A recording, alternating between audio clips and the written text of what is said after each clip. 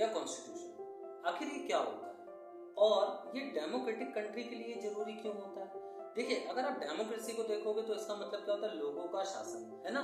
और other form of government क्या था, वो ज्यादातर अपने प्रॉफिट, अपने हित के बारे में सोचते हैं। ठीक है, डेमोक्रेसी में थोड़ी सी बुराइयां हो सकती हैं, लेकिन आफ्टर ऑल क्या है कि डेमोक्रेसी सबसे अच्छा शासन है ना, जिसमें लोग क्या है अपने राइट्स को एंजॉय कर पा रहे हैं। और इसी डेमोक्रेसी में जो डेमोक्रेसी को पॉसिबल बनाता है किसी भी देश में अच्छे से चलने के लिए, वो क्या है, वो है बेटा संविधान। ठीक है, तो कॉन्स्टिट्यूशन क्या होता है? कॉन्स्टिट्यूशन कुछ नहीं, एक किताब होती है, एक डॉक्यूमेंट होता है जिसमें क्या होता है, रूल्स और रेगुलेशंस लिखे होते हैं, जिसमें नियम और कानून लिखे होते हैं, जिसको हम सबको क्या करना पड़ता है, मानना पड़ता है और अपनाना होता है। ठीक है, ये सुप्रीम लॉ होता है एक तरीके से, आप समझ लीजिए।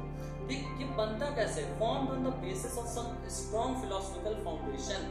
किसके बेस पे बनता है? स्ट्रॉन्ग फिलोसॉफिकल फाउंडेशन, यानी कि इसको जो बनाया गया है उसके पीछे बहुत ही अच्छी फिलॉसफी होती है। फिलॉसफी का मतलब लव फॉर सूफी, यानी कि ज्ञान के लिए प्रेम, है ना। ज्ञान के लिए प्रेम क्या मतलब है भाई?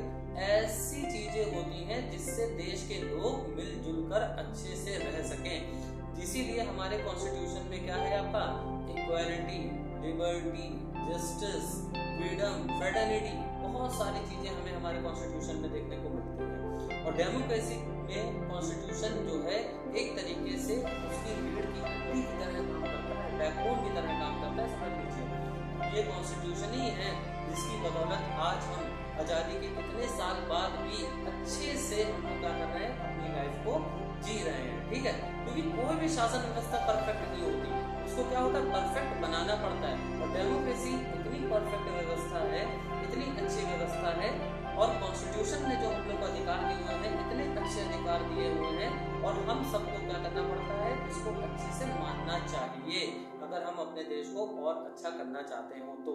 ठीक है, तो कॉन्स्टिट्यूशन आई होप कि आपको समझ में आया होगा कि कॉन्स्टिट्यूशन क्या होता है। मिलते हैं नेक्स्ट वीडियो में, जिसमें मैं आपको बताऊंगा फंडामेंटल राइट्स क्या होते हैं।